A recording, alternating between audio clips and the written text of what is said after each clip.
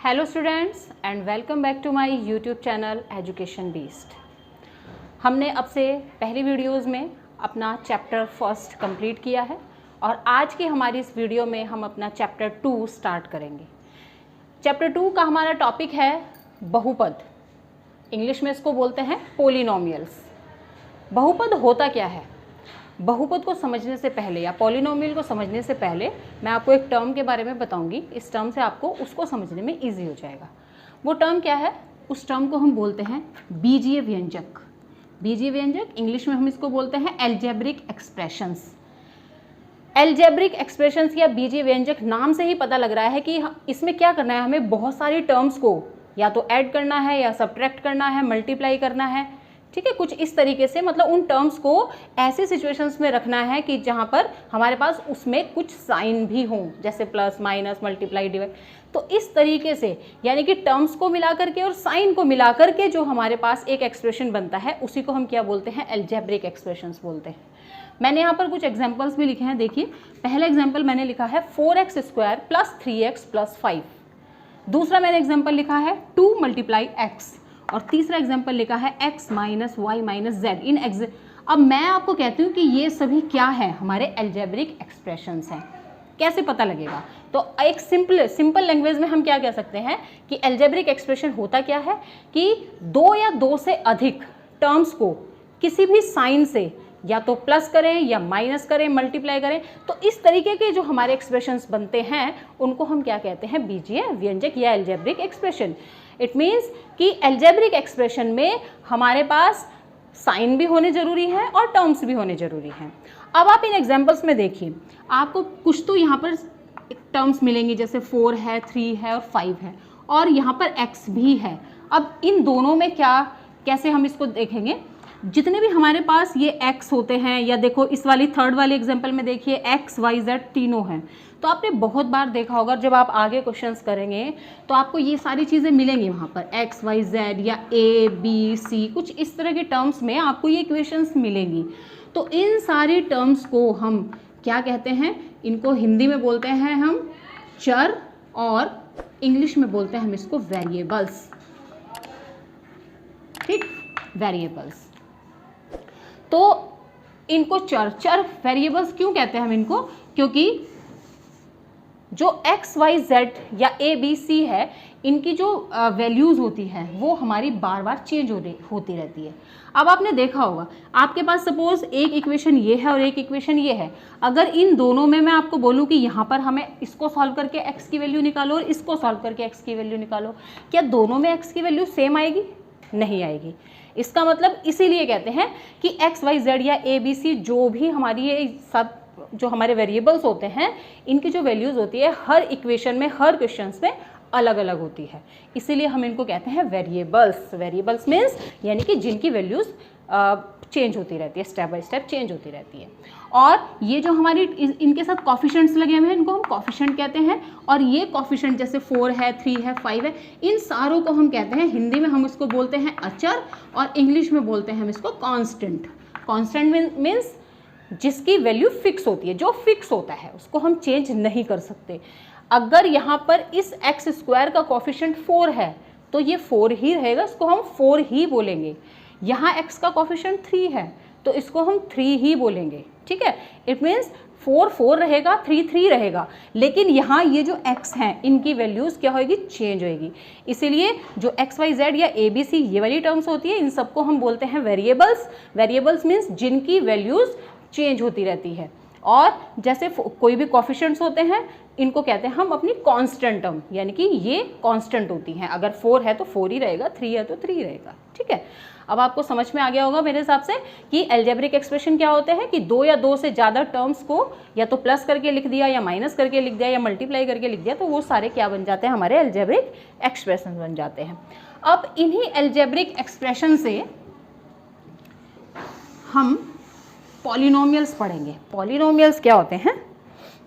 Second हमारा आ जाएगा बहुपद। बहुपद और इंग्लिश में हम इसको बोलते हैं पॉलिनोमियल्स। पॉलिनोमियल्स हम इससे कैसे निकालेंगे? अब पॉलिनोमियल्स के लिए कुछ कंडीशन होती है, हमारे पास 2 कंडीशन होती हैं। क्या कंडीशन होती हैं वो 2? अब बहुपद के लिए मैं एक एग्जांपल से आपको समझाती हूँ। सपोज हमारे पास ये एक इक्वेशन है, ठीक है। इस इक्वेशन में, अब इस इक्वेशन को हम पॉलिनोमियल कब कहेंगे, उसके लिए हमारे पास 2 कंडीशन होनी चाहिए। उस 2 कंडीशन में पहली हमारे पास कंडीशन क्या होनी चाहिए कि जो x होता है, मतलब जो हमारा वेरिएबल है, जो उसकी पावर होती है वो पॉजिटिव होनी चाहिए, प्लस होनी चाहिए, धनात्मक होनी चाहिए, ठीक है, धनात्मक। ये पावर कभी भी माइनस में नहीं होनी चाहिए। अगर एक किसी भी एक्सप्रेशन की ये वाली पावर माइनस होती है तो ये क्या होगा, ये हमारा कोई पॉलिनोमियल की कैटेगरी में नहीं आ सकता, ठीक। और दूसरी क्या कंडीशन होनी चाहिए इसके साथ कि जो हमारा x यानी वेरिएबल जो है, चाहे ये वाला है या ये वाला है, इनका जो कॉफिशिएंट है वो एक रियल नंबर होना चाहिए, ठीक है। उनका कॉफिशिएंट एक रियल नंबर होना चाहिए, एक वास्तविक संख्या, ठीक है। जैसे सिंपली आपको दिया है, जैसे इसका कोएफिशिएंट 4 है, 3 है, तो एक रियल नंबर होना चाहिए।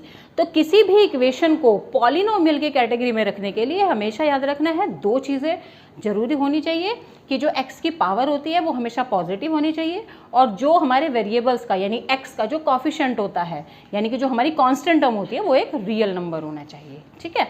तो उस वाली इक्वेशन को हम क्या कर सकते हैं, पॉलिनोमियल की कैटेगरी में रखते हैं। इसके बाद अब समझ में आ गया होगा कि पॉलिनोमियल क्या होता है। अब इसके बाद तीसरी चीज़ आती है बहुपद की घात। बहुपद की घात यानी कि degree of polynomial, degree of polynomial, power या पावर भी बोलते हैं इसको, हम डिग्री भी बोल सकते हैं और पावर भी बोल सकते हैं। क्या होती है और कैसे हम उसका पता लगाते हैं। अभी जो मैंने एक्सप्रेशन लिखा था मैं उसको दोबारा एक बार से फिर लिख रही हूँ।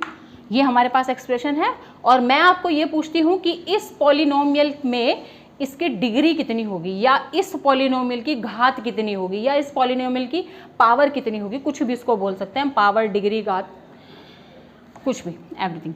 इसके बाद अब कैसे आप देखोगे, अब जो भी आपके पास वेरिएबल है, वेरिएबल की सबसे बड़ी जो पावर होती है उसको हम उसकी डिग्री या उसकी घात बोलते हैं। तो यहाँ पर सब चर के ऊपर सबसे बड़ी क्या है हमारे पास, 2 नंबर है, मतलब x² है हमारे पास, सबसे बड़ी डिग्री यही है। तो इसीलिए इस पॉलिनोमियल की डिग्री कितनी होगी, ये हम पहचान कर सकते हैं कितने डिग्री का होगा। ये हमारा पॉलिनोमियल 2 इसकी डिग्री होगी, 2 इसकी घात होगी या इसकी पावर होगी, ठीक। ऐसे ही अगर एक मैं आपको एग्जांपल और बताऊं, 3x3 plus 2x² plus 5x plus 6, एक एक्सप्रेशन आपके पास ये है।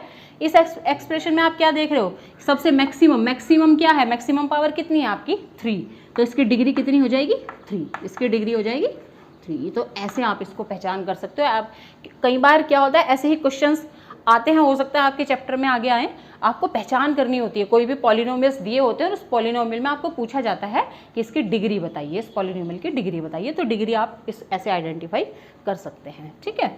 इसके बाद पॉलिनोमियल्स के कुछ टाइप्स होते हैं, बहुपद के प्रकार, बहुपद के प्रकार, the types of polynomial, types of polynomial. कितने टाइप्स के होते हैं, हम कैसे इसकी पहचान करते हैं। तो पहला जो हमारा होता है उसको हम बोलते हैं रैखिक बहुपद, और इसको इंग्लिश में हम क्या बोलते हैं, लीनियर पॉलिनोमियल। अब रैखिक बहुपद की पहचान क्या होती है, साथ साथ मैं इसकी पहचान भी बता रही हूँ आपको। रैखिक बहुपद की पहचान, सपोज 2x - 6, ये एक एक्सप्रेशन है। अब इसमें आप देखिए जो वेरिएबल है इसकी पावर कितनी है, यहाँ पर 1, जहाँ कोई पावर नहीं होती वहाँ पर पावर को 1 माना जाता है। तो इसका मतलब इस पॉलिनोमियल को हम लीनियर पॉलिनोमियल की कैटेगरी में रखेंगे, क्योंकि यहाँ पर इसकी डिग्री कितनी है, 1 है। तो जिस भी एक्सप्रेशन में डिग्री 1 होगी, पावर 1 होगी या घात 1 होगी किसी भी वेरिएबल की, वो हमारा बहुपद कौन सी कैटेगरी में आ जाएगा, रैखिक बहुपद में आ जाएगा, मतलब कि लीनियर पॉलिनोमियल की कैटेगरी में आ जाएगा, ठीक है। नेक्स्ट हमारा होता है यहाँ से मैं थोड़ा सा रब कर देती हूँ इसको। अब ये जितनी भी चीज़ें मैंने लिखी हैं सभी बच्चे इसको शॉट लेकर के इसको अपनी कॉपी में लिखेंगे। दूसरा होता है हमारा, सेकंड टाइप होता है हमारा द्विघात बहुपद। द्विघात बहुपद, और इसको इंग्लिश में हम बोलते हैं क्वाड्रेटिक पॉलिनोमियल। इसकी क्या पहचान होती है? द्विघात बहुपद में हमारे पास एक्सप्रेशन देखते हैं हम 2x² + 3x + 5। द्विघात बहुपद, ये हमारा एक द्विघात बहुपद है। कैसे पता लगा? क्योंकि इसमें हमारी पावर कितनी है? 2। डिग्री कितनी है? 2। तो डिग्री अगर 2 होगी तो वो पॉलिनोमियल कौन सी कैटेगरी में आएगा? हमारा द्विघात बहुपद या क्वाड्रेटिक पॉलिनोमियल। नेक्स्ट हमारा आता है त्रिघात बहुपद। इंग्लिश में इसको बोलते हैं क्यूबिक पॉलिनोमियल। अब मैंने एक एक्सप्रेशन लिखा है यहाँ पर 3x की 3 + 4x² + 5x + 7। अब इस एक्सप्रेशन को हम त्रिघात बहुपद क्यों कहेंगे? क्योंकि यहाँ पर जो हमारी मैक्सिमम पावर है वो कितनी है? 3। इट मीन्स इस एक्सप्रेशन की डिग्री कितनी हो गई? 3। तो इसीलिए इस एक्सप्रेशन को हम कौन सी कैटेगरी में रख सकते हैं? त्रिघात बहुपद में या क्यूबिक पॉलिनोमियल में। ठीक है, अब आप सभी बच्चों को ये चीज़ समझ में आ गई होगी कि लीनियर पॉलिनोमियल क्या होता है और क्वाड्रेटिक पॉलिनोमियल क्या होता है और क्यूबिक पॉलिनोमियल क्या होता है। लीनियर पॉलिनोमियल में डिग्री 1 होनी चाहिए, क्वाड्रेटिक पॉलिनोमियल में डिग्री 2 होनी चाहिए और क्यूबिक पॉलिनोमियल में डिग्री 3 होनी चाहिए। ऐसे हम इनकी अलग अलग पॉलिनोमियल्स की पहचान कर सकते हैं। बहुपद के शून्यक, अब एक इक्वेशन मैंने यहाँ पर लिखी है 2x² - 5x + 2। अब इस बहुपद का, इस पॉलिनोमियल का शून्यक क्या होता है? शून्यक को इंग्लिश में बोलते हैं जीरोस। ठीक, तो शून्यक कैसे हम? शून्यक वो संख्या होती है कि जिस संख्या को इस इक्वेशन में अगर हम x की जगह पुट कर दें तो ये पूरा एक्सप्रेशन 0 हो जाए। ठीक, करके बताती हूँ। सपोज मैं इसमें रखती हूँ पुट x = 2। ठीक, इस वाली इक्वेशन में तो 2 की पावर x की जगह केवल हमें रखना है, बाकी चीज़ें वैसी ही रखनी है। ये हमारा 2 × 4 - 10 + 2, 8 - 10 + 2, 8 और 2 10 - 10, और ये आपका आ गया 0। देखिए आंसर आ गया आपका 0। तो शून्यक यही होता है, किसी भी पॉलिनोमियल का शून्यक वही होता है कि अगर किसी भी नंबर को, जिस नंबर को उस इक्वेशन में x की जगह रखने पर उस पूरे एक्सप्रेशन का मान 0 हो जाए तो वो उसका शून्यक होता है।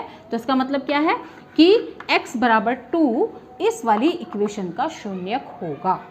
ठीक, यानी ये इसको सेटिस्फाई करता है। ओके, चलिए इसके बाद हम एक्सरसाइज 2.1 पर चलते हैं।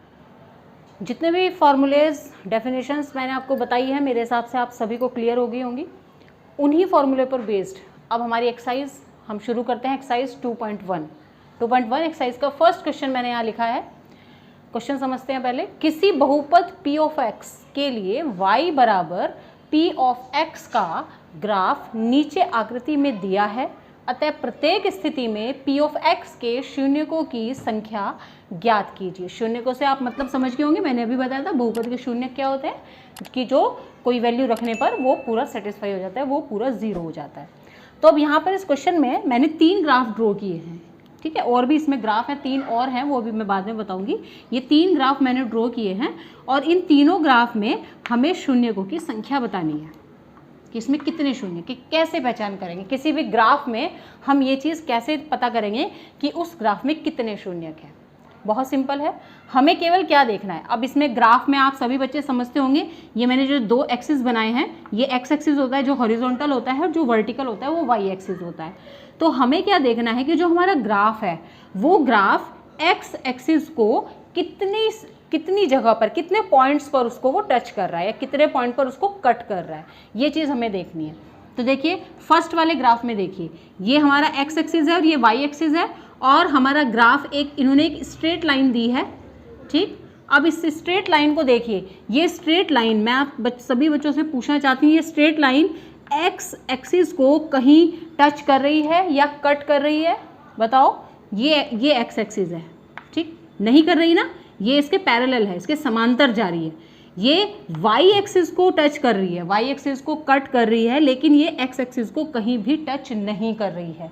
इसका मतलब क्या है, और हमें केवल देखना क्या है, एक्स एक्सिस को, ठीक, एक्स एक्सिस को देखना है। तो इसका मतलब क्या है कि इस वाले ग्राफ में हमारी जो शून्यकों की संख्या है वो कितनी बनेगी, शून्य कितने होंगे, 0।